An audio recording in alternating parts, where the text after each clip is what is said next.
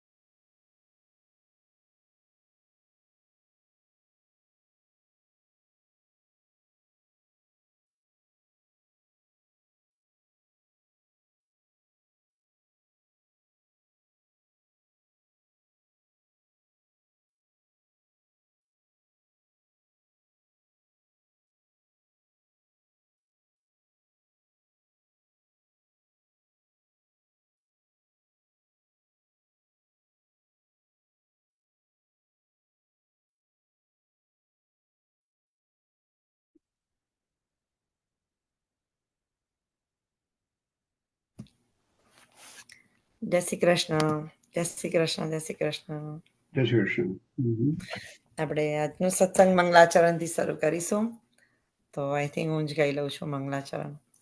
ચિંતા સંતાન હંતારો યત્પદાંબુજરેનવમ સ્વિનાયતન્નિજાચાર્યોન પ્રણમામિ મુહુર્મુહુર યદનુગ્રહતો જંતુ સર્વદુઃખાતિગો ભવત તમહં સર્વદા વંદે શ્રીમદ્વલ્લભનંદનમ અજ્ઞાનતિમિરાન્ધસ્ય જ્ઞાનાજનશલાક્યાં ચક્ષુરુન્મિલિतं યેન તસ્मै શ્રીગુરુવે નમઃ. નમામિ હૃદયે શેષે લીલાશિરાબ્ધિશયનં લક્ષ્મીસહસ્રલીલાભિ સેવ્યમાनं કલાનિધિં ચતુર્વેશ્ય ચતુર્વેશ્ય ચતુર્વેશ્ય દિભે સદા ષડ્ભવ્રજતે યોત્સો પંચધારદે મમ. શ્રી ગિરિરાજ તરણ કી જય, કૃષ્ણ કનૈયા લાલ કી જય. આજના સત્સંગમાં આપણે હસમુખ અંકલ આપણને કૃષ્ણ સેવા ફિલોસોફી કન્ટિન્યુઅસ ડિસ્કશન કરશે. તો ગો હેડ હસમુખ અંકલ. જય શ્રી કૃષ્ણ.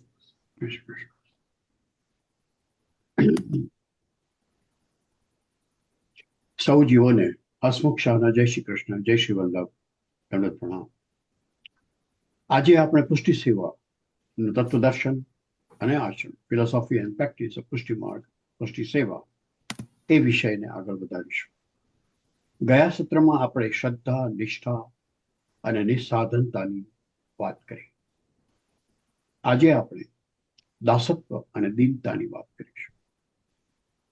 દાસત્વ, આપણે કૃષ્ણના અંશ છીએ એ વાત તો નક્કી છે જ, સનાતન સત્ય છે કે આપણે કૃષ્ણના અંશ છીએ. પરબ્રહ્મ પરમાત્મા કૃષ્ણનો અંશ આપણી અંદર વિરાજમાન છે, અંતરાત્મા રૂપે, જીવાત્મા રૂપે. અને આપણે પણ કૃષ્ણનું જ એક નાનું રૂપ છીએ, વેરી લિમિટેડ, પણ નાનું રૂપ છીએ, અંશ રૂપ છીએ. મતલબ કૃષ્ણ સ્વામી છે અને આપણે એના દાસ છીએ, એ વાત એટલી ચોક્કસ છે. સ્વામી એટલે પતિ નહીં, પણ માલિક. કૃષ્ણમાંથી જ આપણે પ્રગટ થઈએ છીએ, કૃષ્ણમાં જ આપણે સમાઈ જઈએ છીએ. પરબ્રહ્મ પરમાત્મા કૃષ્ણમાંથી જ આપણે ઉત્પન્ન થઈએ છીએ અને એમાં જ આપણો લય થાય છે. તો કૃષ્ણ માલિક છે, આપણે સેવક છીએ, આપણે દાસ છીએ. He is the master and we are the subject. કૃષ્ણનો અને આપણો સંબંધ સ્વામી અને સેવક અર્થાત દાસત્વ એ આપણો મૂળભૂત સ્વભાવ છે. દાસત્વ એ આપણો મૂળભૂત સ્વભાવ છે, કારણ કે આપણે કૃષ્ણના અંશ છીએ, કૃષ્ણના દાસ છે, કૃષ્ણના સેવક છે.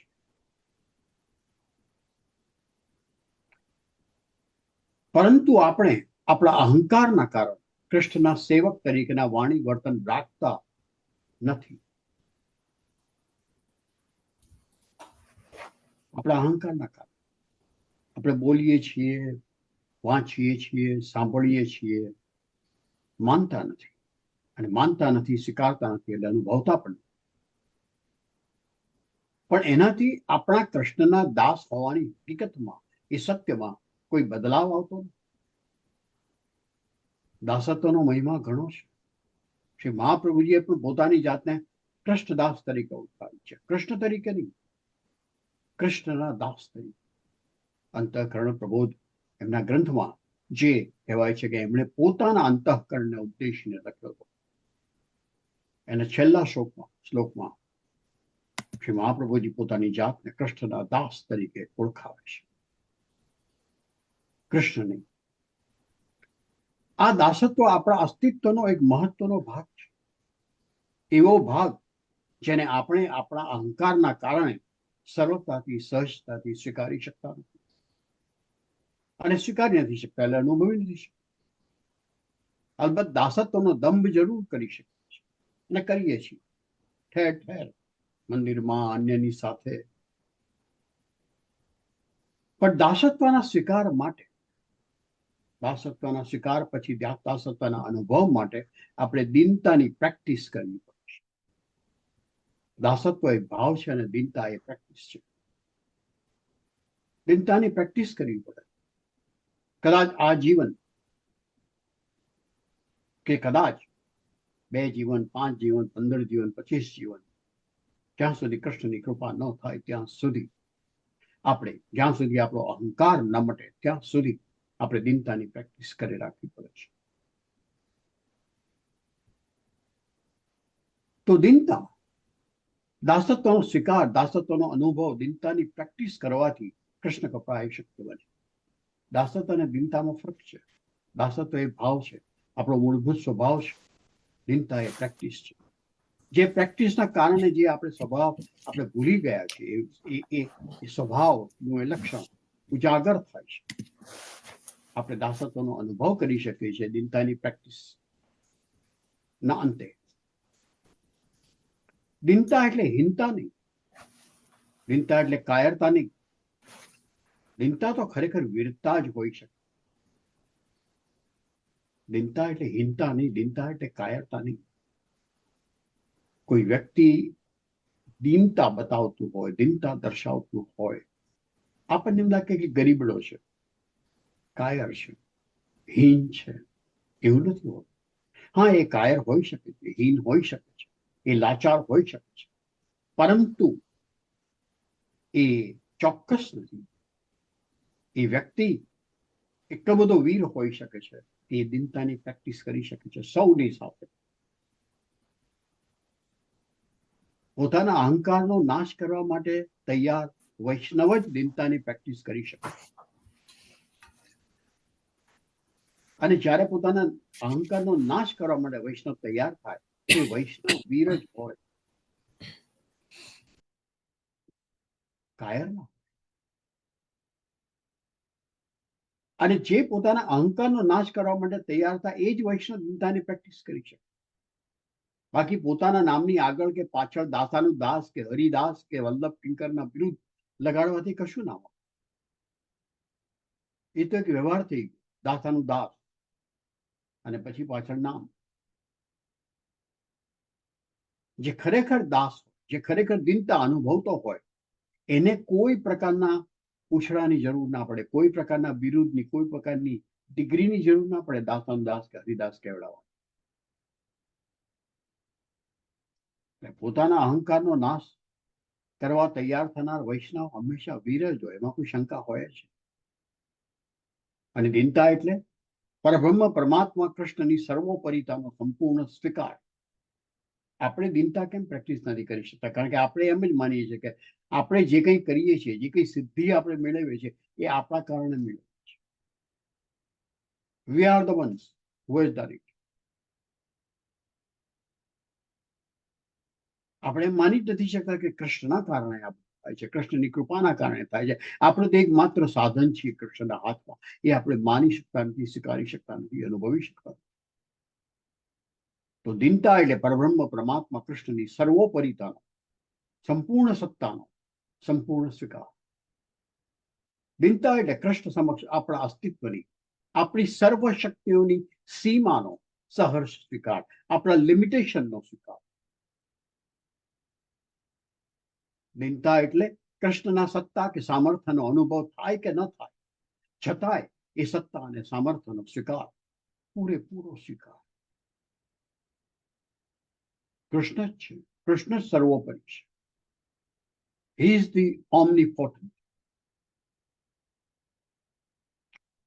યાદ દોષી હરે કૃષ્ણ તાદૃશાય નમો નમઃ. યાદ શોષી હરે કૃષ્ણ તાદૃશમ માહી પાલય. યાદ શોષી હરે કૃષ્ણ તાદૃશાય નમો નમઃ. યાદ શોષી હરે કૃષ્ણ તાદૃશમ માહી પાલય. હે હરિ, હે કૃષ્ણ, તમો જેવા હો તેવા તમોને નમસ્કાર. હે હરિ, હે કૃષ્ણ, હું જેવો છું તેવો મારું પાલન. દાસત્વનો આ ભાવ, દિનતાની આ પ્રેક્ટિસ. આપણે કૃષ્ણનું સ્વરૂપ જાણી શકીએ કે ના જાણી શકીએ, પરંતુ એમને નમીએ અને વિનંતી કરીએ કે આપણે જેવા છીએ એવા પણ આપણો સેવક તરીકે સ્વીકાર કરે અને આપણું પાલન પોષણ કરે.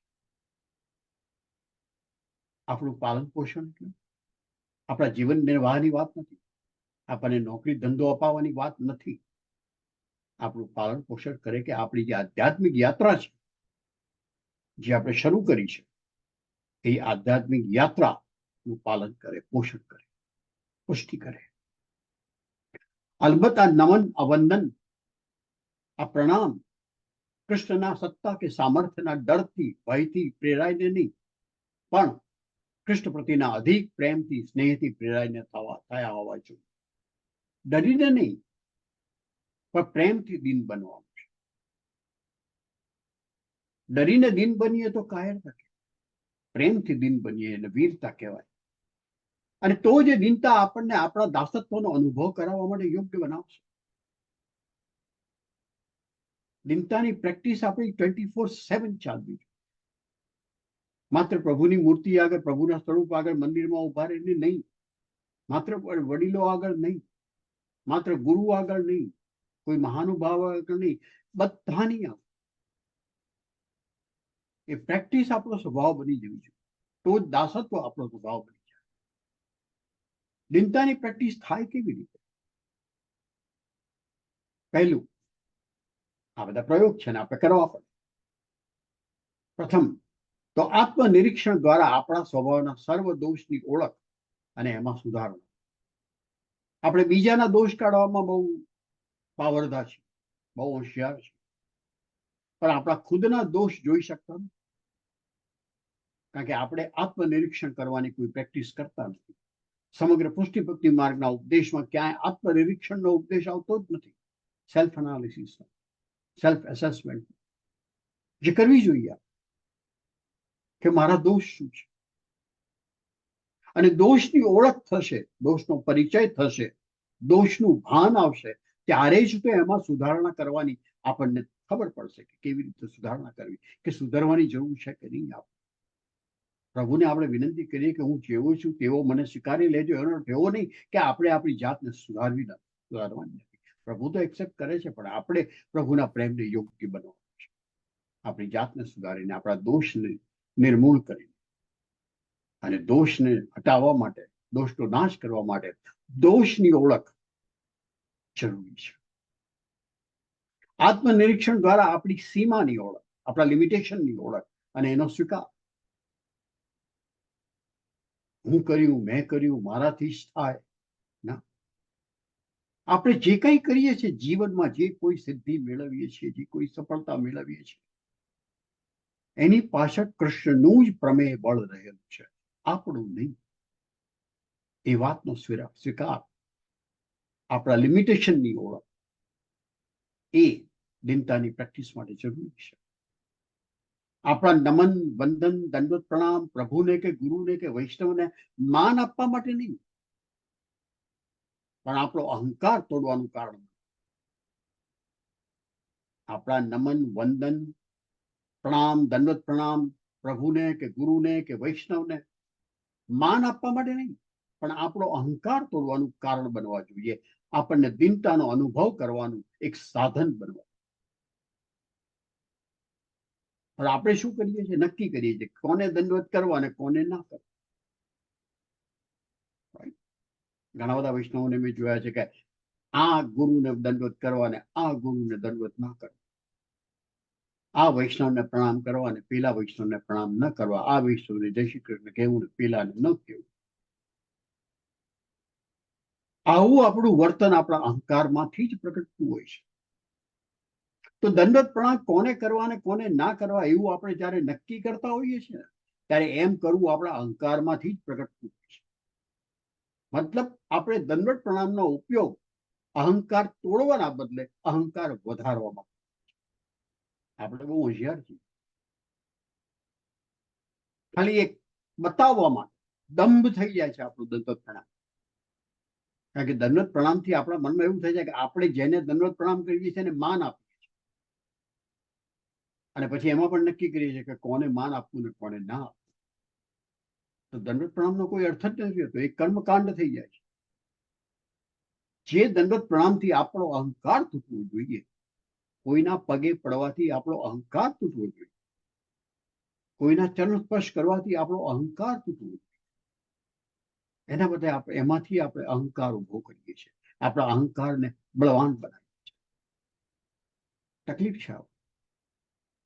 ચોથું, દિનતાની પ્રેક્ટિસ માત્ર પ્રભુ કે ગુરુ કે વૈષ્ણવ પ્રતિ જ નહીં. ખાલી મંદિરોમાં ભગવાનની સમક્ષ આપણા ઘરના મંદિરમાં કે સાર્વજનિક મંદિરમાં જઈને પ્રભુ સામે હાથ જોડીને કહેવું કે હે પ્રભુ હું તારો દાસ છું, ના, એટલું પૂરતું નથી. એ તો કરવાનું જ છે, પણ સાથે સાથે સર્વ જીવ પ્રતિ દિનતાની પ્રેક્ટિસ કરવાની છે. આપણી આસપાસ જે કોઈ હોય સર્વની પ્રતિ એ પ્રેક્ટિસ કરવાની છે દિનતાની. એનો અર્થ એવું નહીં કે બધાના ચરણ સ્પર્શ કરવાના છે કે બધાને દંડવત પ્રણામ કરવાના છે, પણ સૌની સાથે નરમાશથી વાત કરવાની છે. કોઈની સાથે ક્રોધ નથી કરવાનો, ગુસ્સો નથી કરવાનો, અપસેટ નથી થવાનું, ઊંચા સાથે કોઈને કશું બોલવાનું નથી. આ બધી દિનતાની પ્રેક્ટિસ છે. સર્વ જીવ સાથે, આપણી આસપાસના સર્વ પદાર્થ, સર્વ જીવ કૃષ્ણના જ વિવિધ રૂપ છે એ સનાતન સત્ય સ્વીકારીને એ સૌ પ્રતિ દિનતાપૂર્વકના વાણી વર્તનનો વ્યવહાર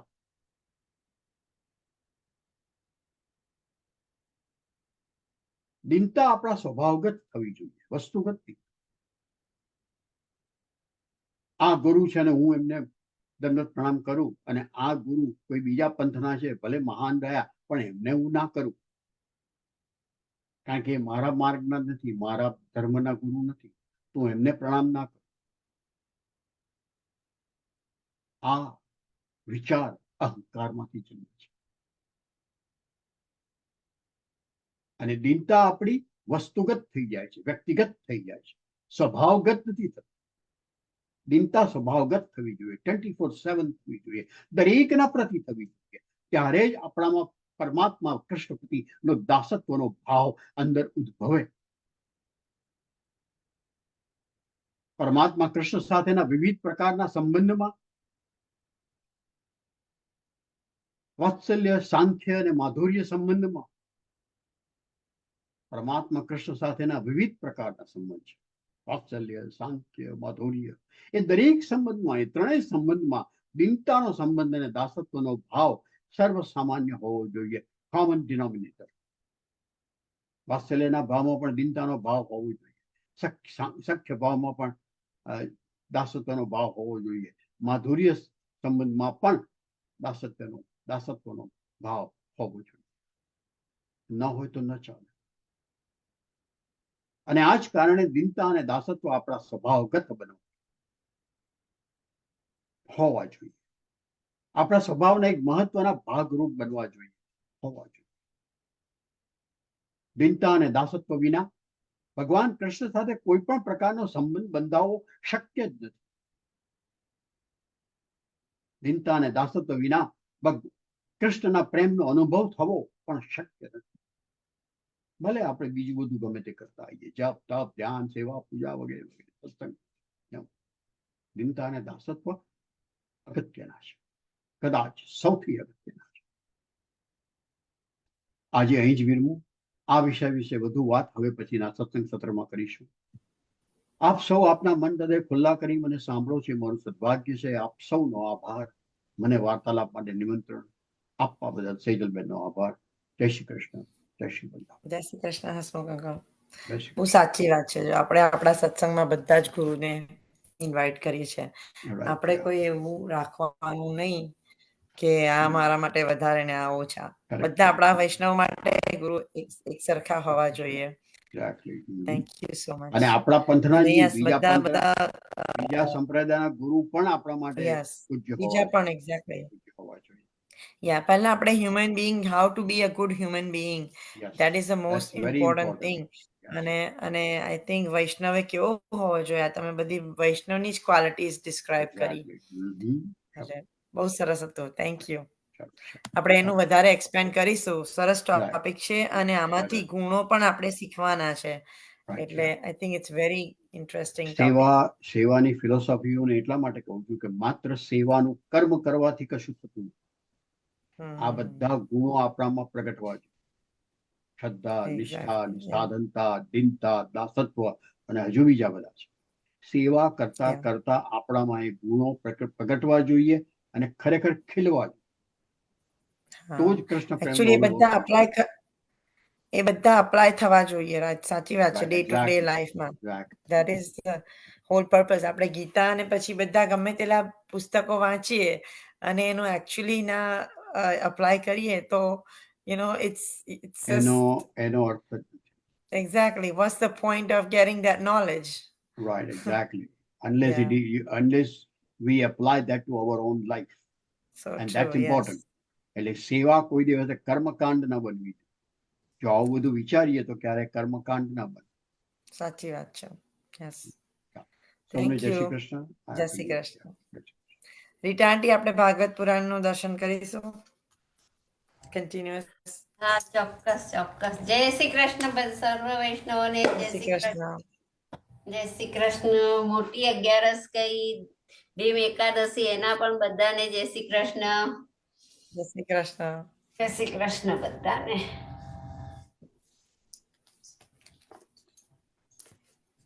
ઓકે, આપણે કૃષ્ણ અને સુદામાની વાર્તા ચાલતી હતી ગયા વખતના. આપણે ભાગવતના પહેલો સ્કંદ જ ચાલી રહ્યો છે આપણે આમ ભાગવતમાં, બરાબર. હવે આપણે કૃષ્ણ અને સુદામાની વાર્તા આપણે આગળ ચલાવીએ. ઓકે. સુદામાએ પોતાની ગરીબાઈ કૃષ્ણ પાસે પ્રગટ ન કરી, પરંતુ અંતર્યામીથી કશું છાનું રહે ખરું. અને કૃષ્ણ તો મૂળથી જ નટકટ, ભક્તોનું સર્વ માંગી લે અને પછી પોતાનું સર્વ આપે. 2 મુઠ્ઠી પૌવા આરોગી ભગવાને સુદામાનું ભાવ દારિદ્ર દૂર કર્યું. એ તો લક્ષ્મી સ્વરૂપા રૂક્ષ્મણીજીએ તેમનો હાથ પકડી લઈ પૌવાની 3જી મુઠ્ઠી ખાતા તેમને ન રોક્યા હોત તો લક્ષ્મીજીને પોતાને સુદામાજીની સેવા કરવા તેમના ઘરે જવું પડત. લક્ષ્મીજીને ભગવાનનો વિયોગ થાત. સુદામાજીએ કશું ન માંગ્યું તો ભગવાને ઘણું આપ્યું. નિષ્કામ ભક્તિને ભગવાનને ઘણું આપે છે. તેવા ભક્તને ભગવાન પોતાના સ્વરૂપનું દાન કરે છે. સુદામાના પૌવા તો મુઠ્ઠીભર હતા. તેમની પાસે આથી વિશેષ બીજું કશું ન હતું. ભગવાને સુદામાનું એ સર્વસ્વ સ્વીકાર્યું, બદલામાં પોતાના સ્વરૂપનું દાન કર્યું. ગરીબ સુદામાને પોતાના જેવો બનાવી દીધો. સુદામા પાસેથી નિષ્કામ ભક્તિ શીખો. ગોપીઓ પાસેથી પ્રેમ લક્ષણા ભક્તિનો એકડો ઘૂંટતા શીખો. નિષ્કામ ભક્તિ પ્રભુને વશ કરી શકે છે, એ ભૂલશો નહીં. ભાગવતનો મુખ્ય વિષય છે નિષ્કામ અને અપ્રતિહતા ભક્તિ. ભાગવતની કથા સૌ કોઈ સાંભળી શકે છે. સાંભળીને કનૈયાના ચિત્ત પરોવી શકે છે.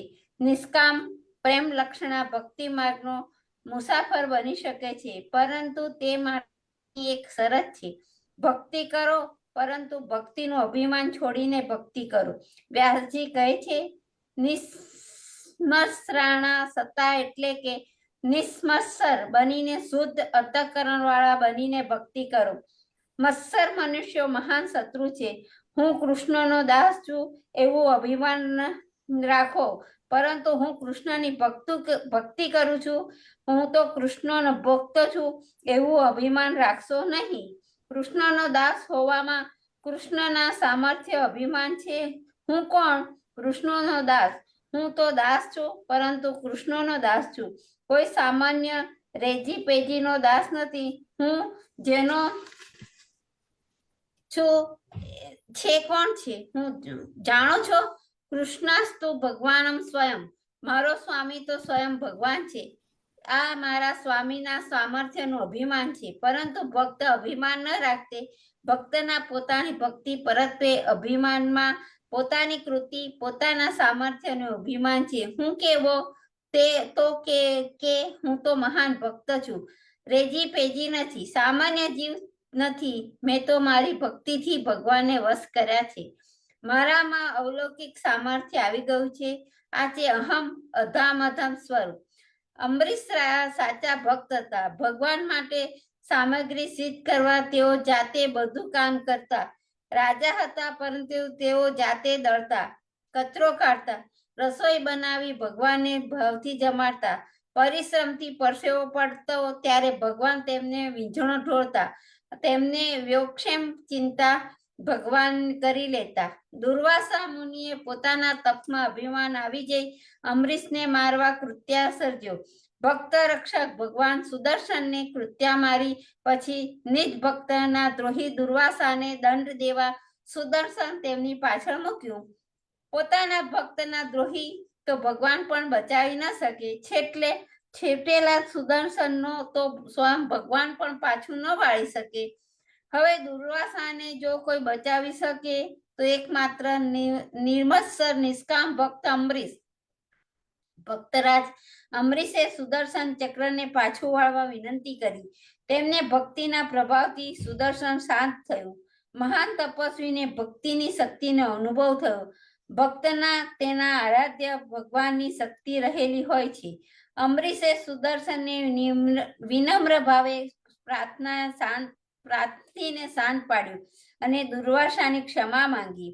આનું નામ નિર્મત્સરતા. અંબરીશે દુર્વાસાને એમ કહ્યું કે જો મારી ભક્તિનો પ્રતાપ, તેમણે તો ઉલટું પોતાને કારણે દુર્વાસાને જે યાતના સહન કરવી પડી તે માટે વિનંતી ભાવે દુર્વાસા પાસે ક્ષમા યાતના કરી.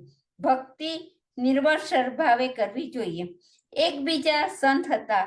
નામ એમનું ચાંગદેવ. યોગ સિદ્ધિ મેળવી 14 વર્ષે જીવ્યા હતા. 14 વખત મૃત્યુને પાછું ઉઠાવ્યું હતું. આવા સમર્થ યોગી હતા. ચાંગદેવ ભક્તરાજ જ્ઞાનેશ્વરની કીર્તિ સાંભળી ચાંગદેવને પોતાની સિદ્ધિઓનું અભિમાન હતું. તેમને થયું આજકાલનો આ છોકરો મારાથી પણ વધે. તે સમયે જ્ઞાનેશ્વરની ઉંમર માત્ર 16 વર્ષની હતી. ચાંગદેવે જ્ઞાનેશ્વરને પત્ર લખવા વિચાર્યું. વળી પાછું અહમ સામે આવ્યું. 16 વર્ષના છોકરાને શું સંબોધન કર્યું? ચાંગદેવે કોરો પત્ર મોકલ્યો. મુક્તાબાઈએ પત્રનો જવાબ લખ્યો. 14 વર્ષની ઉંમરે થઈ છતાં હજુ કોરા જ રહ્યા. ભક્તિથી ભીંજાયા લાગતા નથી. ચાંગદેવ સમજી ગયા તે જ્ઞાનેશ્વર મહારાજને મળવા ઉપડ્યા. પોતાની સિદ્ધિઓનું અભિમાન સહેજમાં કેવી રીતે છૂટે?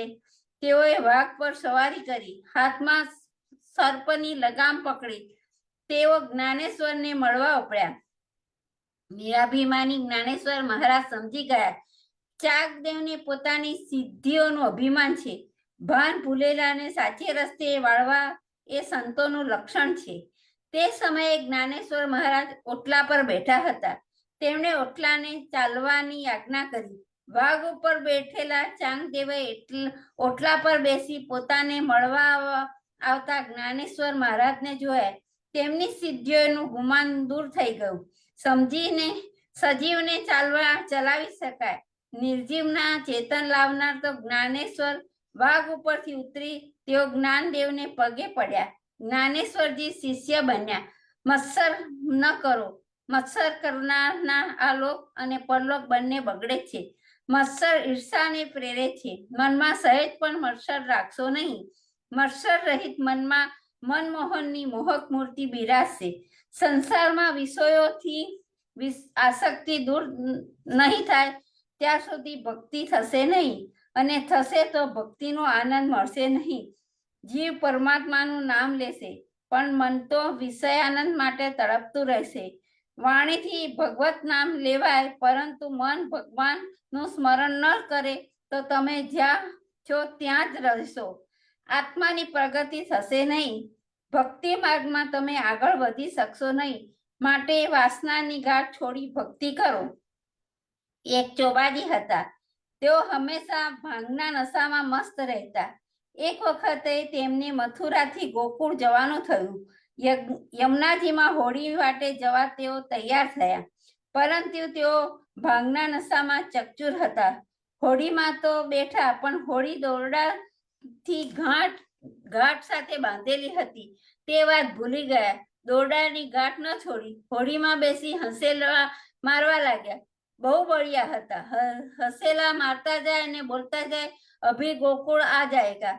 તેમણે આખી રાત હસેલા માર્યા, પરંતુ દોરડાથી કિનારા સાથે બાંધેલી નાવ કિનારો છોડી આગળ ન વધી. સવાર પડ્યું, નશો ઉતર્યો. જોયું મથુરા જેવા જે કોઈ ગામે પોતે આવી પહોંચ્યા. વધુ ધ્યાનપૂર્વક જોતા જણાવ્યું કે પોતે તો હજુ મથુરાના વિશ્રામ ઘાટ ઉપર જ છે. ચોબાજી પોતાની મૂર્ખામી સમજી ગયા. હલેસા તો ખૂબ માર્યા, પરંતુ હતા ત્યાંના ત્યાં જ રહ્યા. નામ તો ખૂબ લીધું, પરંતુ વાસનાની ગાંઠ ન છોડી, તેથી હતા ત્યાંના ત્યાં જ રહ્યા. ઇન્દ્રિય સુખ એટલે કે વાસનાનો નશો ચડ્યો હોય ત્યારે માણસ ભાન ભૂલી જાય છે. વાસના કોઈને પણ ભક્તિમાં આગળ વધવા દેતી નથી. મુખથી ભગવાનનું નામ લીધા કરો એટલે કે હલેસા માર્યા કરો, પરંતુ વાસના રૂપી દોરડાથી બંધાયેલી તમારી જીવન નૌકા કિનારો છોડી આગળ વધવાની નથી. વાસના છોડો અને ભક્તિ માર્ગમાં આગળ વધો. મંગલાચરણનું પૂરું થાય છે અને કથા આગળ વધે છે. નૈમિષારણ્યમાં 88,000 ઋષિઓનું બ્રહ્મસત્ર થયું છે. ત્યાં એક વખત સૂતજી પધાર્યા. બ્રહ્મસત્રમાં હાજર રહેલા ઋષિઓએ આદરપૂર્વક ઊભા થયા. સૂતજીને માનપૂર્વક ઉચ્ચાસને બેસાડ્યા. પછી ઋષિઓમાં શ્રેષ્ઠ એવા એક સૌનિકે ઋષિએ સૂતજીને વિનયપૂર્વક પ્રશ્ન કર્યો. સૌનિકાજી સૂતજીએ પૂછ્યું, જીવન માત્રનું કલ્યાણ શોધી થાય તે અમને કહો. આત્માના કલ્યાણ માટે સુલભ અને સરળ સાધના અમને બતાવો. મનુષ્ય માત્રનું કલ્યાણ થાય એવો ઉપાય બતાવો. નિસાધન જીવો આવા વિષય કમળ કાળના જે સાધન દ્વારા ભગવાનના ચરણારવિંદની પ્રાપ્તિ કરે છે તે સાધન અમને કૃપા કરીને બતાવો. આમ પહેલા બે પ્રશ્નોનો ફળ અને સાધન જાણવા જિજ્ઞાસા વ્યક્ત કરી. માનવ કલ્યાણ અને તેનું સાધન ત્યાર પછી ત્રીજો પ્રશ્ન પૂછ્યો. સૌનિક ઋષિ સૂતજીને પૂછે છે, ભગવાન 6 ગુણવાળા છે, સર્વ સમર્થ અને સ્વતંત્ર છે. કોઈ પણ કાર્ય કરવા માટે તેમણે દેહ ધારણ કરવાની જરૂર નથી. તેઓ ઈચ્છા માત્રથી જ બધું કરી શકે છે. અવતાર લીધા સિવાય કાર્ય કરી શકે છે. આમ છતાં તેઓ શા માટે અવતાર ધારણ કર્યા છે? ભગવાનના અવતારોનું પ્રયોજન પર્વતે આ પ્રશ્ન છે. પછીના બે પ્રશ્નના ભગવાનના અવતાર કાર્યો અને તેમની વિવિધ લીલાઓનું વર્ણન કરવા પ્રાર્થના કરી છે. છેલ્લા અને છઠ્ઠા પ્રશ્નમાં તેઓ પૂછે છે કે ધર્મ કોને શરણે છે? ઋષિઓએ કુલ 6 પ્રશ્નો પૂછ્યા. ભગવાન 6 ગુણો વાળા છે. તેમણે પ્રત્યેક ગુણ સંબંધી એક જ પ્રશ્ન પૂછ્યો છે.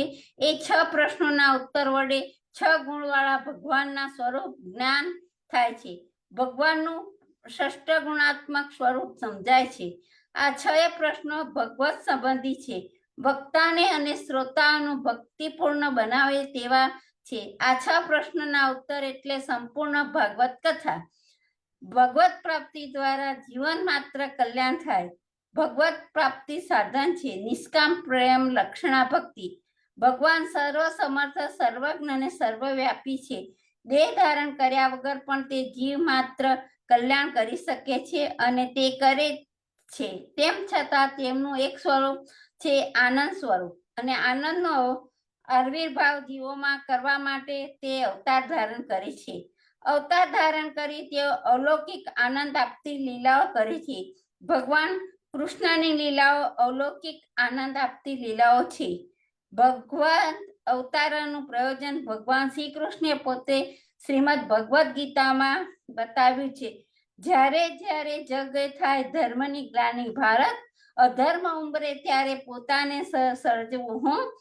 સંતોના શરણાર્થે જે પાપીઓના નાશ કારણે ધર્મની સ્થાપના કાજે ઉપજો હું યુગે યુગે. ઋષિઓના પ્રશ્નો સાંભળી સૂતજી પ્રસન્ન થાય છે અને પ્રસન્ન મુખ મુદ્રાથી તેઓ ઋષિઓના પ્રશ્નનો ઉત્તર આપે છે. વાંચવું હજી કે સેજો? Yeah, I think તમે એક પાન ફિનિશ કર દો, એ પાનું ફિનિશ કર દો, આ એ finish પેજ કરો. ફિનિશ કર દો રીટા આંટી.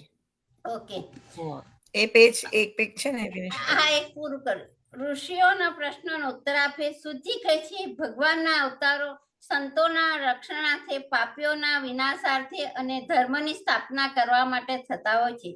સૂચિ કહે છે ભગવાને લોક સર્જનની ઈચ્છા કરી તે પહેલા પોતાનું નિર્ગુણ પૂર્ણ તેજોમય સ્વરૂપ છોડી સગુણ પુરુષ સંબંધી સ્વરૂપ ધારણ કર્યું. ભગવાન સર્વશક્તિમાન છે, તે નિર્ગુણ અને સગુણ બની શકે છે. ભગવાને જે પુરુષ સંબંધી સ્વરૂપ ધારણ કર્યું તે આદિ નારાયણ સ્વરૂપ. યોગીઓ પોતાનું દિવ્ય નેત્રો વડે અનેક ચરણ, ઉરુ, હાથ, મોં, મસ્તક, કાન, નેત્ર, નાસિકા વાળો અને મુકુટ, વસ્ત્ર અને આભૂષણોથી શોભાયમાન આ અદ્ભુત પુરુષ સ્વરૂપ દર્શન કરી શકે છે. ભગવાન કૃષ્ણે અર્જુનને દિવ્ય ચક્ષુ આપી પોતાનું એ વિરાટ પુરુષોત્તમ સ્વરૂપ બતાવ્યું હતું. એવા એ અનાદિ નારાયણ પોતાની યોગ માયા નામની લોક કલ્યાણકારી શક્તિને પોતાના અને સ્વરૂપમાં પ્રાપ્ત કરીને જલરૂપ સૈયામાં પોડ્યા હતા.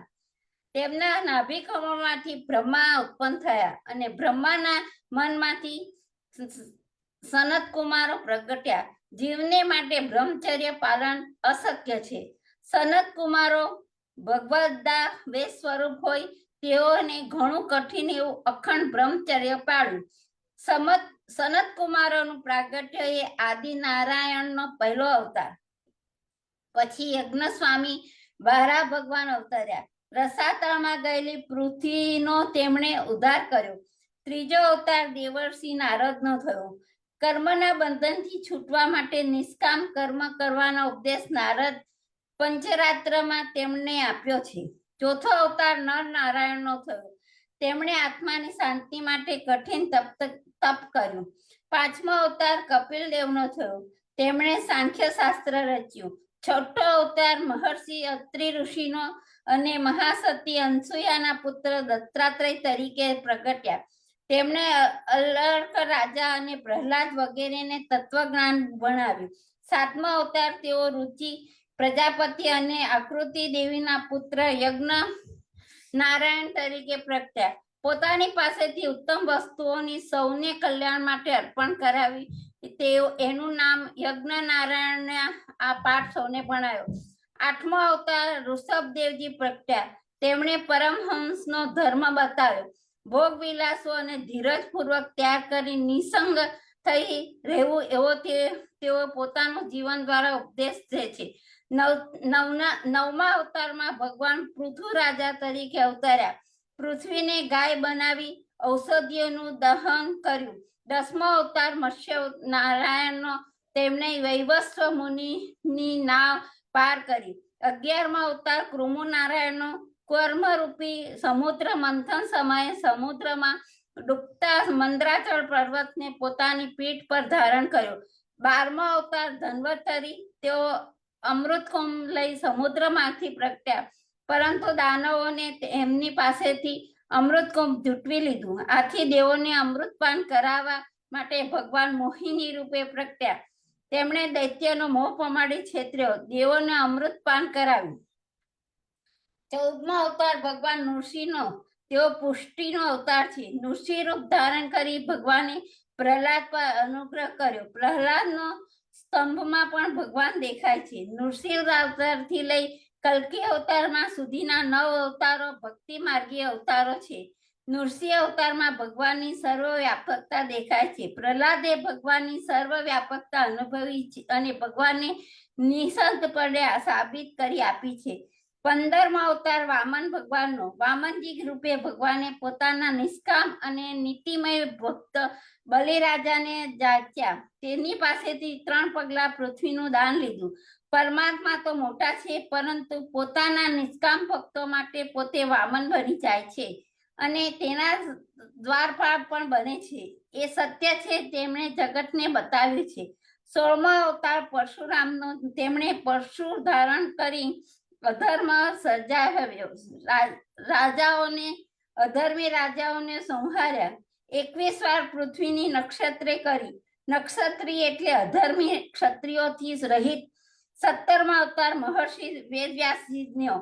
તેઓ ભગવાન જ્ઞાનાવતાર છે. આ અવતારમાં તેમણે વેદોનો વિસ્તાર કર્યો. બસ આપણે 17 અવતાર સુધી જઈએ, 18મા અવતારથી પછી વાંચીશું, બરાબર ને? નીકળ આપણને મૂકવાનું મન નહીં થાય. Thank you. ઓકે. જય શ્રી કૃષ્ણ. જય શ્રી કૃષ્ણ. જય શ્રી કૃષ્ણ બધાને. જય શ્રી કૃષ્ણ. જય શ્રી કૃષ્ણ બધાને. જય શ્રી કૃષ્ણ. નેક્સ્ટ આપણે સ્ટોરી છે જે આપણે 84 વૈષ્ણવની સ્ટોરી. આપણે આઈ થિંક પારોલબેન નથી આવ્યા, તો પછી પારોલબેન આવ્યા છો તમે? જય શ્રી કૃષ્ણ. છું. જય શ્રી કૃષ્ણ. છું. જય શ્રી કૃષ્ણ. હલો. જય શ્રી કૃષ્ણ. અચ્છા, જય શ્રી કૃષ્ણ. સંભળાયું ને? જય શ્રી કૃષ્ણ. હલો. હા, લઉં. હા, સંભળાય છે. હા, લઉં. મ્યુટ હતું ને. તમારું વલ્લભાજી. કેમેરો ચાલુ થશે? હા, કરું ને. Thank you. આજે 84 વૈષ્ણવ રામાનંદ પંડિતની વાર્તા આપણે પારોલબેન શેઠથી સાંભળીશું.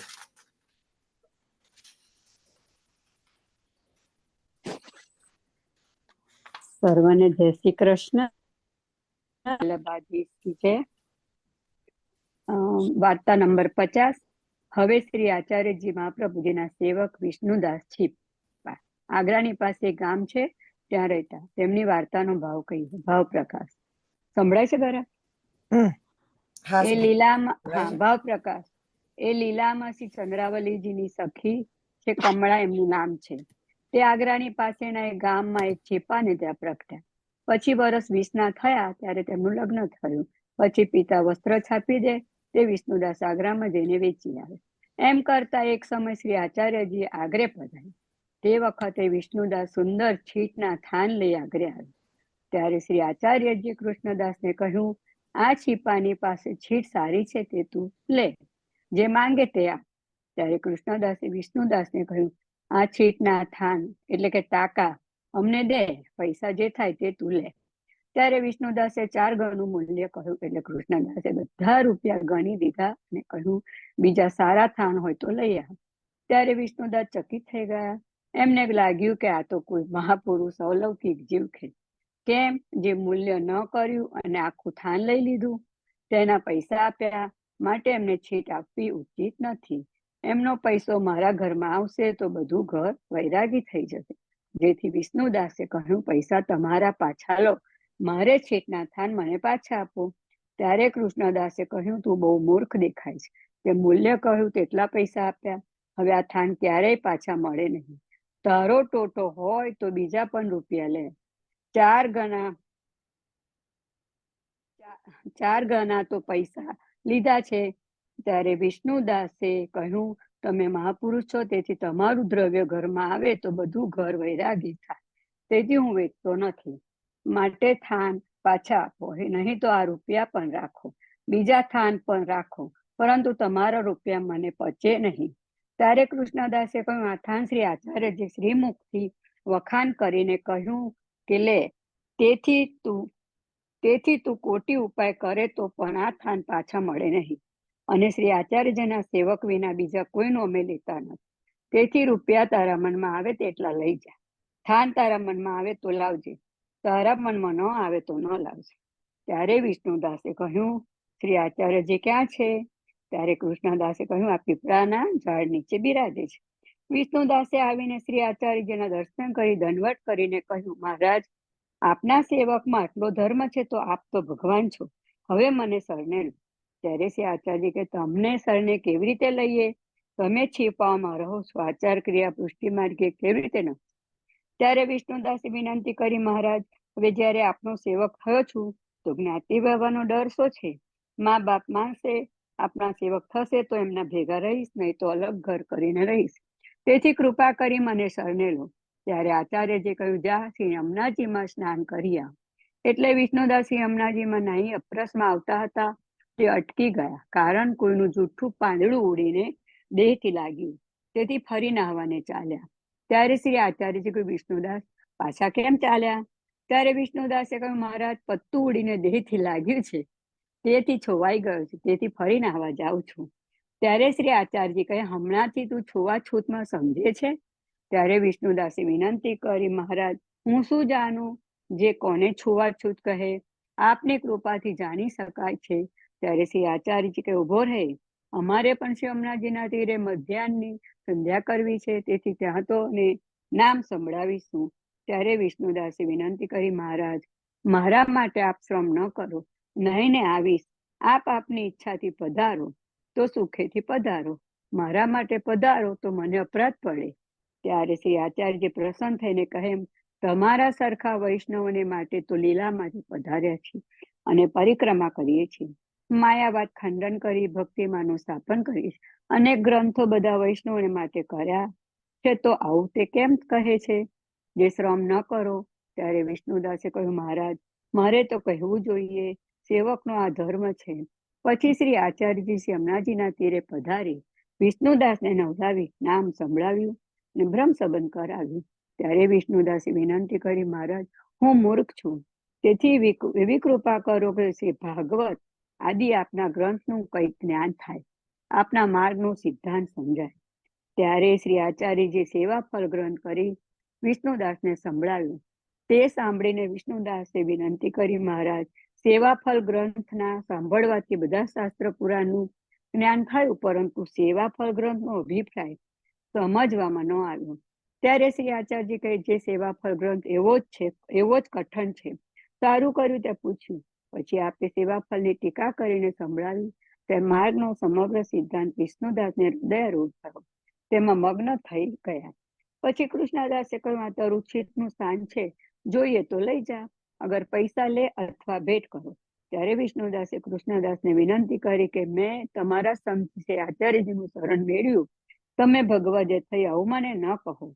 કોની છીટ અને કોણ ભેટ કરે? આ બધું પ્રાણ શરીર જ્યારે જ્યાં શ્રી આચાર્યજી કહે ત્યાં વિનિયોગ કરાવજો. ત્યારે કૃષ્ણદાસ પ્રસન્ન થઈ ચૂપ થઈ રહ્યા. પછી શ્રી આચાર્યજી વિષ્ણુદાસને કહે, હવે તમારા ઘરે જાઓ. ત્યારે વિષ્ણુદાસે કહ્યું કે મહારાજ, હવે મારું ઘર તો આપના ચરણ કમળની રજમાં છે, તે છોડીને ક્યાં જાઉં? ત્યારે શ્રી આચાર્યજી પ્રસન્ન થઈને કહે કે તે તો સાચું, પરંતુ અમે તો અડેલ પધારીએ છીએ, તમે પણ તમારા ગામમાં રહો. પછી શ્રી ગુસાઈજી જ્યારે શ્રી ગોકુલવાસ કરે ત્યારે તમે શ્રી ગોકુલજી શ્રી ગુસાઈજી પાસે રહેજો. હવે તમને સંસાર બાધા નહીં કરી શકશે, જેથી મન આવે ત્યારે રહો. વળી તમે શ્રી ગુસાઈજી લીલા સંબંધી છો, તેથી તમારો બધો મનોરથ શ્રી ગુસાઈજી પૂર્ણ કરો. અમે તમને અંગીકાર કરી પોતાના કર્યા છે, તમે સદા ભગવત સેવામાં મગ્ન રહેશો. પછી વિષ્ણુદાસ દંડવત કરી પોતાને ગામ આવ્યા. શ્રી આચાર્યજી અડેલ પધારીને શ્રી નવનીત પ્રિયાજીને વિષ્ણુદાસની છીટ અંગીકાર કરાવી. અહીં વિષ્ણુદાસે ઘરમાં આવી મા બાપને કહ્યું, હું જુદો રહીશ. ત્યારે મા બાપ કહે, અલગ રહેવાનું કારણ શું છે? ત્યારે વિષ્ણુદાસે કહ્યું, મારું મન એમ જ કહે છે કે હું જુદો રહું. પછી સ્ત્રી આવી ત્યારે સ્ત્રીને કહે, તું શ્રી ઠાકોરજીની સેવા કરે તો અડેલમાં જઈને તને સેવક કરાવું. તારા હાથનું જલ ત્યારે લઈશ, નહીં તો તું મારી પાસે આવીશ.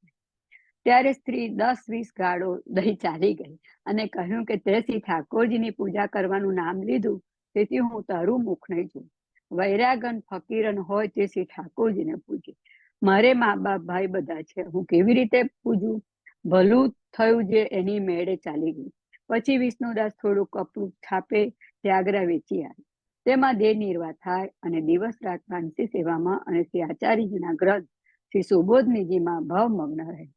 વાર્તા પ્રસંગે પછી કેટલાક દિવસમાં શ્રી ગુસાઈજી શ્રી ગોકુલ વાસ કર્યો. ત્યારે વિષ્ણુદાસ ચિપાવૃત થયા હતા. એટલે શ્રી ગોકુલ આવીને શ્રી ગુસાઈજીને દંડવત કરી, વિનંતી કરી, બધો પ્રકાર કહ્યો કે આ પ્રકારે શ્રી ગુસાઈજીએ કૃપા કરીને મને શરણે લીધો અને પછી આપને સોંપ્યો છે, તેથી આપની શરણે આવ્યો છું, કોઈ ટહેલમાં રાખો. ત્યારે શ્રી ગુસાઈજી વિષ્ણુદાસ ના ઉપર પ્રસન્ન થઈને કહે કે તમે શ્રી આચાર્યજીના કૃપા પાત્ર છો, તમે કહો ત્યાં રાખીએ. ત્યારે વિષ્ણુદાસે વિચાર્યું કે હવે હું વૃદ્ધ થયો છું, બીજી સેવા જન્મભર નપશે નહીં, તેથી શ્રી ગુસાઈજીની દોરડી ઉપર રહું. ભાવ પ્રકાશ. કેમ કે સુરદાસજીએ ગાયું કે માર્ગ રોકી પર્યો હટ દ્વારે, પતિત શિરોમણી સુરતે હું પતિત છું શ્રી ગુસાઈજીના દ્વાર ઉપર. શ્રી ગુસાઈજીના આવતા જતા મને દર્શન થઈને પાવન કરશે. તેથી વિષ્ણુદાસે કહ્યું, મહારાજ આપની પોળ દોડી એટલે પોળ એટલે ઉપર રહેવાનું મારું મન છે. ત્યારે શ્રી ગુસાઈજી કહે સારું, પોળ ઉપર રહો. પછી વિષ્ણુદાસ પોળ દોડી મુખ્ય દ્વાર ઉપર રહ્યા. શ્રી ગુસાઈજી જયારે પધાર્યા ત્યારે વિષ્ણુદાસે પૂછ્યું કે વિષ્ણુદાસ પ્રસન્ન છો? ત્યારે વિષ્ણુદાસ કહે આપના ચરણ કમલના આશ્રયથી પ્રસન્ન જ છું. એ પ્રકારે શ્રી ગુસાઈજી વિષ્ણુદાસ ઉપર કૃપા કરતા. વાર્તા પ્રસંગ 2. તે વખતે જ્યાં ત્યાંથી બ્રાહ્મણ પંડિતો શ્રી ગુસાઈજી સાથે વાત કરવાને આવતા. વિષ્ણુદાસે વિચાર્યું કે પંડિતો શ્રી ગુસાઈજી પાસે વાત કરવાને આવે છે તો એમને હું જ પ્રત્યુત્તર આપી વિદાય કરું, તો શ્રી ગુસાઈજીને આટલો શ્રમ ન કરવો પડે. એમ વિચારી જે પંડિત આવે એમનાથી વાત કરી નિરુત્તર કરી દે. તેથી પંડિત મનમાં સમજતા કે જેના પોળિયામાં આવું સામર્થ્ય છે તે અમારાથી જવાબ ન અપાયો તો શ્રી ગુસાઈજી સાથે અમે શું વાત કરીશું? આમ વિચારીને બધા બ્રાહ્મણો દ્વાર ઉપરથી નિત્ય પાછા જતા. ત્યારે એક દિવસ શ્રી ગુસાઈજીએ વૈષ્ણવને પૂછ્યું કે આજકાલ પંડિત બ્રાહ્મણો વાત કરવા આવતા નથી, તેનું કારણ શું? ત્યારે વૈષ્ણવે કહ્યું, મહારાજ પંડિતો ઘણા આવે છે, પરંતુ દ્વાર ઉપર વિષ્ણુદાસ એમનાથી વાત કરીને નિરુત્તર કરી દે છે. એક મિનિટ કરી દે છે, તેથી ચાલ્યા જાય છે. ત્યારે શ્રી ગુસાઈજી વિષ્ણુદાસને બોલાવીને કહ્યું, તમને તો શ્રી આચાર્યજીનું કૃપા પડ્યું છે, તેથી તમને બધા શાસ્ત્રોમાં અભિનિવેશ છે, તેથી પંડિતોને નિરુદ્ધાર કરો છો, પરંતુ અમારા દરવાજેથી બ્રાહ્મણ ખાલી હાથે જાય તે ઠીક નહીં. તેથી અમારી પાસે એમને આવવા દેજો. એમનાથી ચર્ચા કરી એમને કાંઈ દઈને વિદાય કરીશું. ત્યારે વિષ્ણુદાસ દંડવત કરીને કહે, મહારાજ હવે આવવા દઈશ, હું આપનું શ્રમ થાય તેમ સમજીને વિદાય કરી દેતો, હવે આવવા દઈશ. તે વિષ્ણુદાસ ઉપર એવી કૃપા હતી. ભાવ પ્રકાશ. અને નામરત્ન ગ્રંથ શ્રી નાથજી શ્રી ગુસાઈજીના લાલજીએ કર્યો છે. તેમાં કહ્યું છે કે વિપરાધી દાવાગ્નિ એટલે કે બ્રાહ્મણનું દારિદ્ર રૂપી જે દાવાગ્નિ તેને બુઝાવવા વાળા દરિદ્રને મટાડવા વાળા શ્રી ગુસાઈજી છે. તેથી આ નામ પ્રગટ કરવા અર્થે બ્રાહ્મણનું બહુ સમાધાન કરી દ્રાવ્યાદિક દઈ વિદાય કર્યા હતા. વાર્તા પ્રસંગ 2. ફરી પ્રસંગ 2 જ લખેલો છે. વળી એક મથુરાનો ભટ્ટ, બરાબર છે ને વાર્તા પ્રસંગ? હા. વળી એક મથુરાનો ભટ્ટ હતો, તે શ્રી ગુસાઈજીને નિત્ય કહેતો કે તમારા બધા વૈષ્ણવ હું એક દિવસ જમાડું. ત્યારે શ્રી ગુસાઈજી કહેતા કે તમે આ વાતમાં ન પડો, એમાં શું લેશો? પરંતુ તે માનતો નહીં. નિત્ય કહેતો આપ તે સાંભળીને ચૂપ રહેતા. તે ભટ્ટ શ્રી ગુસાઈજીનો સસરો હતો. પછી તેને શ્રી ગુસાઈજીને નોતર્યા. ત્યારે શ્રી ગુસાઈજી એને ઘરે મથુરામાં ભોજન માટે પધાર્યા. ત્યારે શ્રી ગુસાઈજી વિષ્ણુદાસને કહે કે જલની જારી લઈ અમારી સાથે ચાલો. ત્યારે વિષ્ણુદાસ જલની જારી લઈ શ્રી ગુસાઈજી સાથે ચાલ્યા. પછી શ્રી ગુસાઈજીને હાથ ધોડાવી શુદ્ધ આચમન કરાવ્યું. પછી શ્રી ગુસાઈજી કહે અમે શ્રી ગોકુલ પધારીએ છીએ, તું થાળનો મહાપ્રસાદ લઈ થાળ માંગીને આવજે. એમ કહી શ્રી ગુસાઈજી તો શ્રી ગોકુળ પધાર્યા. વિષ્ણુદાસ પોતાની પાસેના જલથી પોતાનું કરી થાળનો સગળો મહાપ્રસાદ લેવા લાગ્યા. ત્યારે તે ભેટ બીજી સામગ્રી લઈ વિષ્ણુદાસ પાસે આવીને કહ્યું, આ જૂઠણ કેમ ખાવ છો? હું સુંદર સામગ્રી ધરું લો. ત્યારે વિષ્ણુદાસે કહ્યું, મને તમારું નહીં જોઈએ. જો મારી પાતળમાં ધરશો તો મારી પાતળ અભડાઈ જશે. આથી તે ભટ્ટ ક્રોધ કરી ચાલ્યો ગયો. અને વિષ્ણુદાસ મહાપ્રસાદ લઈ શ્રી ગોકુલ આવ્યા અને દ્વાર ઉપર બેસી રહ્યા. પછી તે ભેટ શ્રી ગોકુલ આવીને શ્રી ગુસાઈજીને કહ્યું કે તમારા સેવક સુધરે મને આવું કહે કે મારી પાતળમાં સામગ્રી ધરશો તો મારી પાતળ અભડાઈ જશે. ત્યારે શ્રી ગુસાઈજી કહે, તમે તો કહેતા હતા કે બધા સેવકોને ભોજન કરાવીશ, પણ એક સેવક શૂદ્રને પણ ન જમાડી શક્યા, તો બધા સેવકોને કેમ જમાડશો? ત્યારે ભટ્ટ શરમાઈને ચૂપ થઈ રહ્યા. તે વિષ્ણુદાસ એવા કૃપાપાત્ર ભગવદ હતા, તેથી એમની વાર્તા ક્યાં સુધી કહીએ. અભાવ પ્રકાશ. આ વાર્તામાં જણાવ્યું કે ભટ્ટના હાથનું કંઈ ન લેવું, કેમ કે ભટ્ટને ત્યાં શ્રી ગુસાઈજીનું સંકલ્પ પેલું દ્રવ્ય જાય છે, તેથી ન લેવું. તે શ્રી ગુસાઈજી તે ભટ્ટને ત્યાં વિષ્ણુદાસ ભગવદેને લઈ ગયા, કારણ કે આ બધા ધર્મમાં નિપુણ છે, ચૂકશે નહીં. જો સાધારણ વૈષ્ણવને લઈ જાત અને તે ભટ્ટના હાથનું ખાત તો તેનો ધર્મ જાત. વળી આગળ વૈષ્ણવની બુદ્ધિ ઓછી છે અને તેઓ ભટ્ટને ત્યાં ખાવા લાગે તો વૈષ્ણવ ધર્મ કેવી રીતે વધે? તેથી વિષ્ણુદાસ કહે, મારી પાતળ અભડાશે. એમાં ભટ્ટનું સ્વરૂપ બતાવ્યું કે જે સામગ્રીને સ્પર્શ ભટ્ટ કરે તેને અભડાઈ ગયેલી વસ્તુ જાણવી. ત્યાં એ સંદેશ મોટો છે કે ઉત્તમ બ્રાહ્મણ છે, શ્રી ગુસાઈજીના સગા સંબંધી છે. શ્રી ગુસાઈજી એમના હાથનું લે છે તો વૈષ્ણવનો સોદો એ સંદેહ છે. ત્યાં કહે છે કે શાસ્ત્રમાં દેહ સંબંધી કહ્યા છે ને ભાવ સંબંધી પણ કહ્યા છે. દેહ સંબંધી યાદવ અને કંસાદી અને ભાવ સંબંધી વ્રજ ભક્તો. તે યાદવોને પણ શ્રી ઠાકોરજી એ પૃથ્વી ઉપર ભારરૂપ જાણ્યા, તેથી તેમનો નાશ કર્યો. અને વ્રજ ભક્તોનો ભાવ સંબંધ હતો, તેથી વ્રજ ભક્તોના પ્રેમથી વશ થયા. યદ્યપિ શ્રી ઠાકોરજી યાદવોની સાથે રહ્યા, પરંતુ તેમને ભગવત સ્વરૂપનું જ્ઞાન ન થયું અને વ્રજ ભક્તોને જન્મ થતા જ્ઞાન થયું. નંદરાયજીના ઘરે આવી બધી ગોપીઓ પગે પડી તે પ્રકારે શ્રી ગુસાઈજીને સગા સંબંધી ભટ્ટ તરીકે જાણે છે. કોઈ નિંદક પણ છે, પણ દ્રવ્યાદિક લેવાની ચાહના પણ કોઈ રાખે છે. તેથી વધુ ક્યાં સુધી કહીએ, તેમને આસુરાય વેસી જાણવા. ને ભક્તોનો તો દાસ ભાવ છે. દાસ ધર્મ એવો છે કે સ્વામીનું જૂઠન લેવું.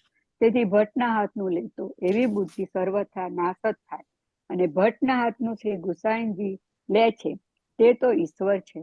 જેમ શ્રી ઠાકોરજી દાવાનળ પાન કરી ગયા, પણ બીજાથી તો ન થાય, તેમજ શ્રી ગુસાઈજી જ્ઞાતિ વ્યવહાર માટે લે, પરંતુ વૈષ્ણવ ન લેવું, વૈષ્ણવે ન લેવું.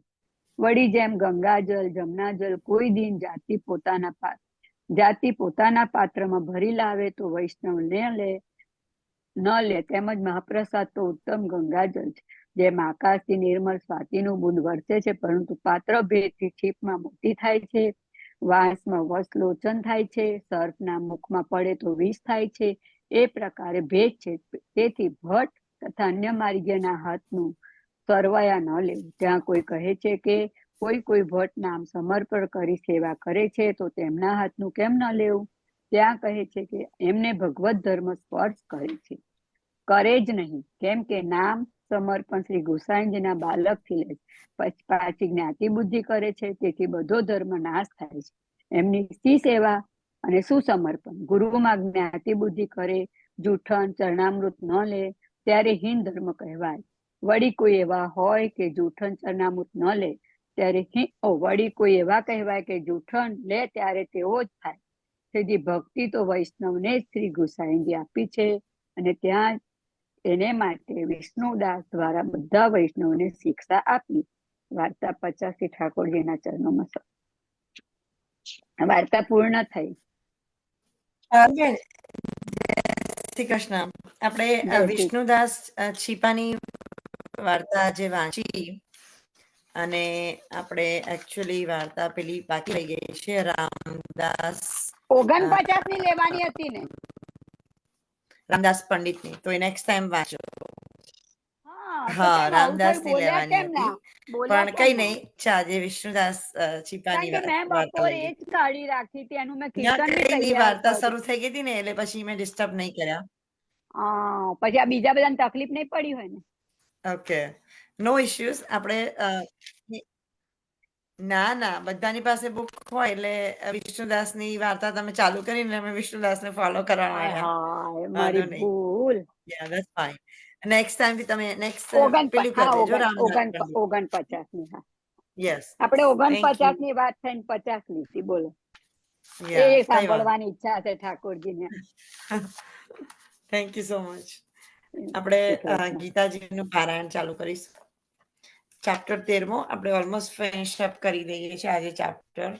ઓનલી 4-5 જ શ્લોક છે ગીતાજીના 13મા અધ્યાયના. બાકી છે આપણે 30મો શ્લોક છે. નીરુ આંટી, જય શ્રી કૃષ્ણ. જય શ્રી કૃષ્ણ.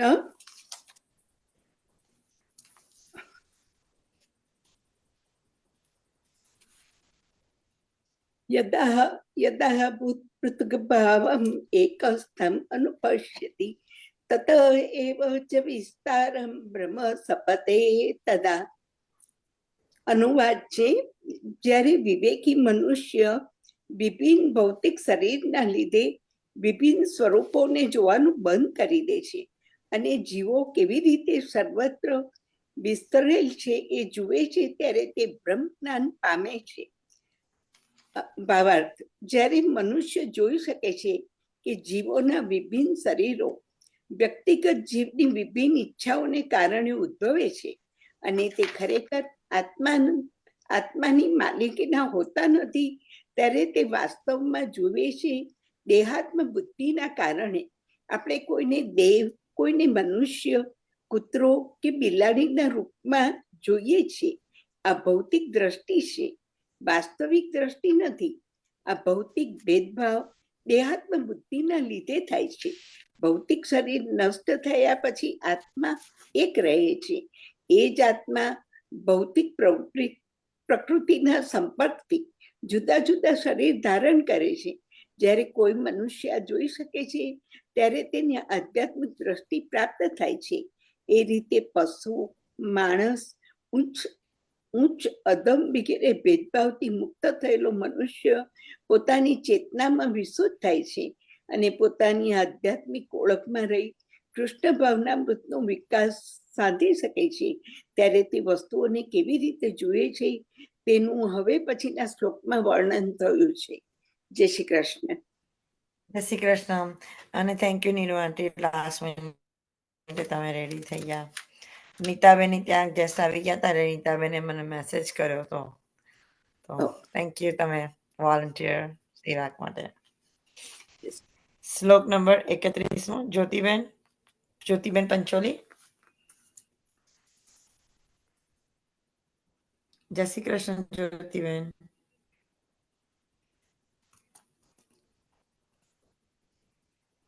તમે મ્યુટ પર છો આઈ થિંક.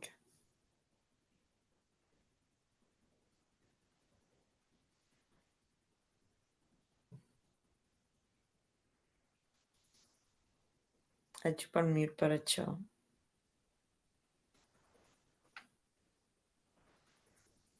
હવે યા, સંભળાયું. ઓકે. જય શ્રી કૃષ્ણ વાલા વૈષ્ણવોને. ભાગવતમાં ઓમ નમો ભગવતે વાસુદેવાય. અધ્યાય 13મો શ્લોક 31. અનાદિત્વાત નિર્ગુણત્વાત પરમ આત્મા અયમ અવ્યવ શરીરસ્તર અશી કૌંતેય ન કરોતિ ન લિપ્યતે. અનુવાદ: શાશ્વત દ્રષ્ટિવાળા મનુષ્ય જોઈ શકે છે કે અવિનાશી આત્મા દિવ્ય, શાશ્વત તથા પ્રકૃતિના ગુણોથી પર છે. હે અર્જુન, ભૌતિક શરીર સાથે સંપર્ક હોવા છતાં આત્મા કશું કરતો નથી કે તેનાથી લિપ્ત થતો નથી. ભાવાર્થ: જીવાત્મા જન્મ પામતો હોવાનું જણાય છે, કારણ કે ભૌતિક શરીરનો જન્મ થાય છે, પણ વાસ્તવમાં જીવાત્મા સનાતન છે. તે જન્મતો નથી અને ભૌતિક શરીરમાં રહેવા છતાં તે દિવ્ય તથા શાશ્વત હોય છે. એ રીતે તેને નષ્ટ કરી શકાતો નથી. તે સ્વરૂપથી આનંદમય છે. તે પોતાને કોઈ ભૌતિક કાર્યમાં લિપ્ત કરતો નથી. તેથી ભૌતિક શરીરો સાથે તેનો સંપર્ક હોવાથી જે કાર્યો થાય છે તે તેને લિપ્ત કરી શકતા નથી. જય શ્રી કૃષ્ણ. બહુ નાનું છે. જય શ્રી કૃષ્ણ. જય શ્રી કૃષ્ણ. બીજું વાંચવું યા છે? એક જ પેરેગ્રાફ હતો એનો નાનો. ના, યા નાનો આઈ થિંક નેક્સ્ટ મેં આપેલો છે ઓકે, દીપિકાબેન. જય Shri Krishna Dipikaben. Thank you Jyotiben. Welcome. જય શ્રી કૃષ્ણ. જય શ્રી કૃષ્ણ દીપિકાબેન. જય શ્રી જય કૃષ્ણ. શ્રી કૃષ્ણ, જય શ્રી કૃષ્ણ. આપણે અધ્યાય 13 અને 32 યથા સર્વગતમ સોક્ષાદ આકાશમ ન ઉપલિપ્યતે સર્વત્રાવસ્થિતો દેહે તથાત્મા ન ઉપલિપ્યતે. જેમ આકાશ બધે વ્યાપેલું હોવા છતાં તેના સૂક્ષ્મ સ્વભાવને લીધે કશાની સાથે ભળતું નથી, તે પ્રમાણે બ્રહ્મ દ્રષ્ટિમાં સ્થિર થયેલો આત્મા શરીરમાં રહેલો હોવા છતાં તે શરીર સાથે ભળતો નથી, તેનાથી તે અલિપ્ત રહે છે. હવા પાણીમાં, કાદવમાં, ગંદકીમાં અને બધે પ્રવેશે છે, તેમ છતાં તે કશા સાથે ભળી જતી નથી. તેવી રીતે આત્મા વિવિધ પ્રકારના શરીરોમાં રહેતો હોવા છતાં પોતાના સૂક્ષ્મ સ્વભાવને લીધે તેમનાથી અલિપ્ત રહે છે. તેથી આત્મા કેવી રીતે દેહના સંસર્ગમાં રહે છે અને દેહ પડતા તે કેવી રીતે દેહની બહાર નીકળી જાય છે એ ચર્મ ચક્ષુથી જોવું અશક્ય છે. વિજ્ઞાનીઓ પણ આ નક્કી કરી શક્યા નથી. જય શ્રી કૃષ્ણ. જય શ્રી કૃષ્ણ. શ્લોક નંબર 34 ચક્ષુસા. 33મો. નો એક મિનિટ સોરી 33 શ્લોક નંબર 33 રશ્મિબેન. Thank you. જય શ્રી કૃષ્ણ.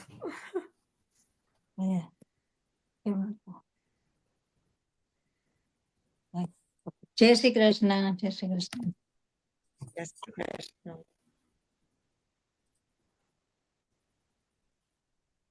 જય શ્રી કૃષ્ણ. યથા પ્રકાશયંતિ એકમ કૃત્સ્યનમ લોકમ ઇમં ચરવીય ક્ષેત્રમ ક્ષેત્રીમ તથા કૃતસ્યનમ પ્રકાશયતિ ભારત. એનો અનુવાદ: હે ભારત, જેવી રીતે એકલો સૂર્યના આ સમગ્ર બ્રહ્માંડને પ્રકાશિત કરે છે, તેવી જ રીતે શરીરમાં રહેલો એક આત્મા સમગ્ર શરીરને ચેતનાથી પ્રકાશિત કરે છે. અને ભાવાર્થ: ચેતના વિશે અનેક મતો છે કે અહીં ભાગવત ગીતામાં સૂર્ય તથા તડકાનું ઉદાહરણમાં આપ્યું છે. જેવી રીતે સૂર્ય એને એક સ્થાને રહી અને સમગ્ર બ્રહ્માંડને પ્રકાશિત કરે છે, તેવી જ રીતે આત્મારૂપી સૂક્ષ્મ કણ હૃદયમાં રહી ચેતના દ્વારા સમગ્ર શરીરને પ્રકાશિત કરી રહ્યો છે. એ રીતે જેમ તડકો કે પ્રકાશ સૂર્યનો પુરાવો છે, તેમ ચેતના અને આત્માનો પુરાવો છે. જ્યારે શરીરમાં આત્મા હાજર હોય છે, ત્યારે જ આખા શરીરમાં ચેતના ફેલાયેલી હોય છે. અને જેવો જ એ આત્મા શરીરમાંથી ચાલ્યો જાય છે કે તરત જ તે ચેતના લુપ્ત થઈ જાય છે. આ કોઈ પણ બુદ્ધિશાળી મનુષ્ય સહેલાઈથી સમજી શકે છે. તેથી ચેતના જળ ન તત્વનું સંયોજનથી જ પેદા થતી નથી. તે તો આ જીવાત્માનું લક્ષણ છે. જીવનની ચેતનાના ગુણાત્મક રીતે પરમ ચેતના સાથે અભિન્ન હોય છે, છતાં તે સર્વોપરી હોતી નથી. કારણ કે અમુક એક શરીરની ચેતના બીજા શરીરની ચેતના સાથે સંબંધો ધરાવતી નથી, પરંતુ આત્માના મિત્ર તરીકે સર્વ શરીરોમાં સ્થિત પરમાત્મા અને સર્વનો શરીરોને જાણે છે. પરમ ચેતના અને વ્યક્તિગત ચેતનામાં આ જ તફાવત છે. જય શ્રી કૃષ્ણ. બોલ શ્રી જય શ્રી કૃષ્ણ. બધા વૈષ્ણવને જય શ્રી કૃષ્ણ. જય શ્રી કૃષ્ણ રશ્મિબેન. જય Thank શ્રી you. કૃષ્ણ. શ્લોક નંબર 34 ચક્ષુસા. જય શ્રી કૃષ્ણ. જય શ્રી કૃષ્ણ.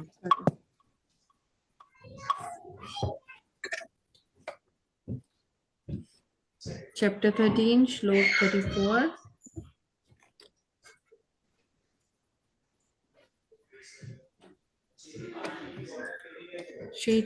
ક્ષેત્રજ્ઞયોરેવં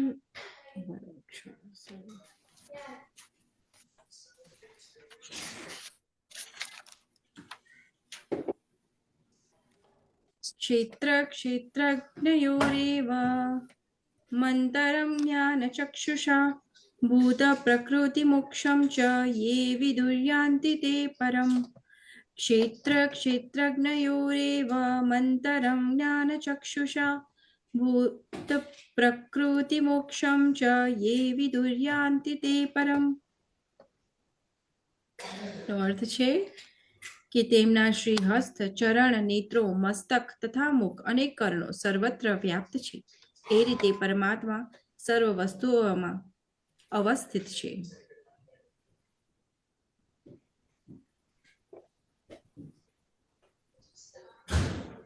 જે મનુષ્યો જ્ઞાનના નેત્રોથી શરીરના જ્ઞાતાથી વચ્ચેના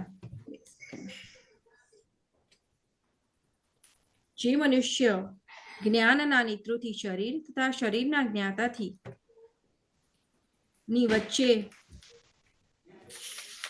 જુએ છે અને ભૌતિક પ્રકૃતિના બંધનમાંથી મુક્ત થવાની પ્રક્રિયાને પણ જાણે છે તેઓ પરમ ધ્યેયની પ્રાપ્તિ કરે છે.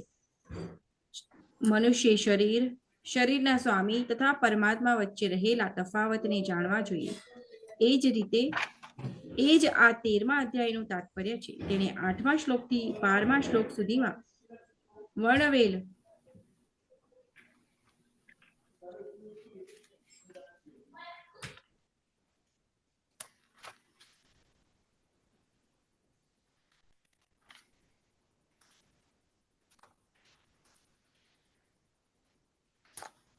આજે મારે આનંદ અને ધીરે ધીરે પ્રવૃત્ત થવું જોઈએ.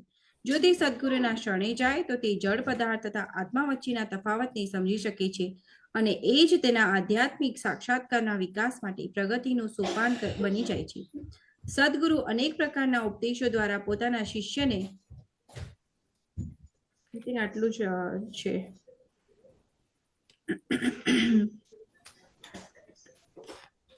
જે મનુષ્ય જ્ઞાનના નેત્રોથી શરીર તથા જ્ઞાનની જ્ઞાતા વચ્ચે જુએ છે અને ભૌતિક પ્રકૃતિના બંધનથી મુક્ત થવાની પ્રક્રિયાને પણ જાણે છે તેઓ પરમ ધ્યેયની પ્રાપ્તિ કરે છે. મનુષ્ય શરીરના સ્વામી તથા પરમાત્મા વચ્ચે રહેલા તફાવતને જાણવો જોઈએ. એ જ આ 13મા અધ્યાયનું તાત્પર્ય છે. તેને 8મા શ્લોકથી 12મા શ્લોક સુધીમાં વર્ણવેલ મુક્તિની પ્રક્રિયા પણ જાણવી જોઈએ.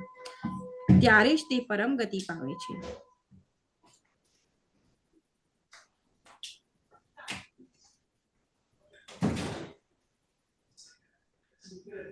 એટલે આ શ્લોકમાં કે છે કે જ્યારે જે મનુષ્ય જ્ઞાનના નેત્રોથી શરીર, આપણું જે શરીર છે અને જે આત્મા છે એના વચ્ચેનો જે તફાવત છે એ ડિફરન્સ જો આપણે જાણી શકીએ તો આપણે આપણા જે બંધન છે, આપણે જે બંધનમાં છીએ એની અંદરથી મુક્તિ પામીએ અને આપણું જે ગોલ છે, જે ધ્યેય છે, આત્માનો જે ધ્યેય છે એ આપણે જાણી શકીએ. એ આ તાત્પર્ય છે આ શ્લોકનું. Thank you.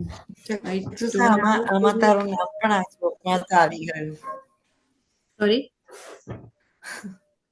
આમાં આ શ્લોકમાં તારું નામ પણ હતું, તે જોયું? ચક્ષુષા. હા, ચક્ષુષા એટલે જ્ઞાનના ચક્ષુથી. That's very nice. તારા નામે આવ્યું ને. શ્લોક મારે આપવાનો તો બીજા આવી ગયું તને. Thank you.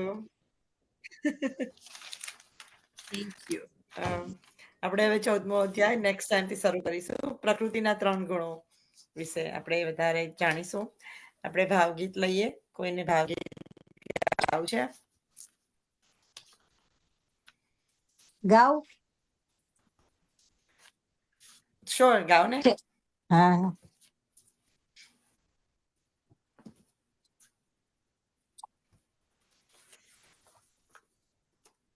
આજે મારે આનંદ ઉર્માના સમાય રે, આજે મારે આનંદ ઉરના સમાય રે, આજ મારા હૈયામાં હરખન માય રે, મારે આંગણ યમુનામાં જે પધાર્યા છે રે, પહેલું નોતરું શ્રીજી બાવાને મોકલાવો રે, મારે આંગણ યમુનામાં રાણીમાં પધાર્યા રે આંગણિયામાં ઉર આજે મારે આનંદ ઉર મન સમાય રે આંગણિયામાં કદલીના સ્તંભ પાવો રે બીજું નોતરું માં પ્રભુજીને મોકલાવો રે માં પ્રભુજી ગુસાઈજીને સંગે પધારો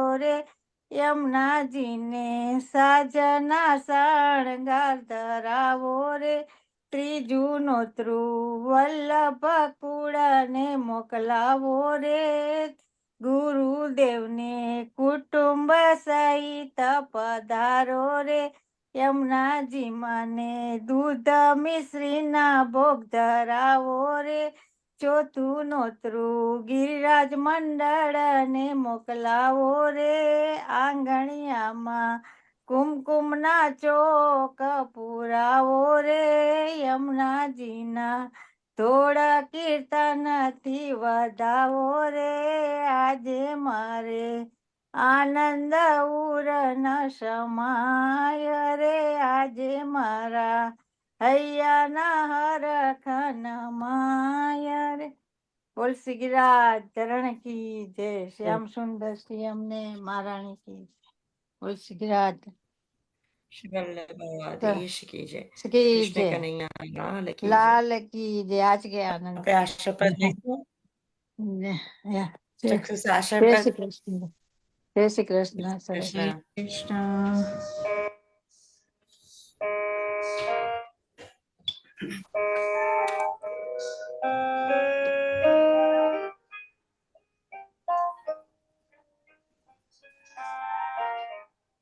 નારાયણ ચરણ કેરો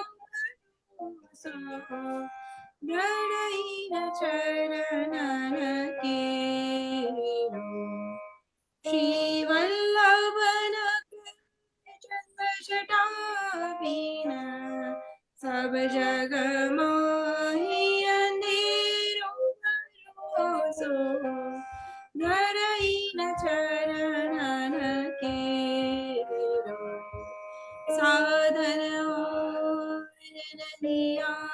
કરી મેં જાસુ ઉતરી વેરો સુર કહાં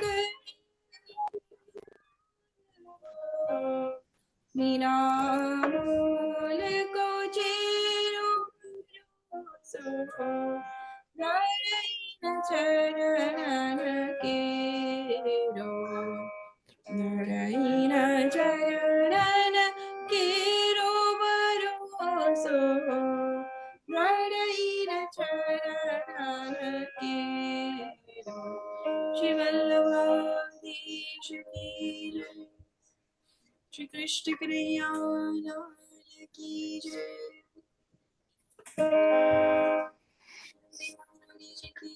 શ્રી ગોપાલ લાલ પ્યારે કી જય. શ્યામ સુંદર શ્રી અમને મહારાણી કી જય.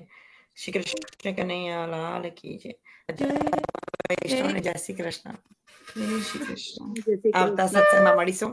જય શ્રી કૃષ્ણ. જય શ્રી કૃષ્ણ. જય શ્રી કૃષ્ણ. જય શ્રી કૃષ્ણ. સર્વે જય શ્રી કૃષ્ણ. કોઈ પણ સેવા આપી હોય તો definitely કરી દેજો. સંભળાતું નથી. અવાજ કટ થઈ જાય છે તમારો.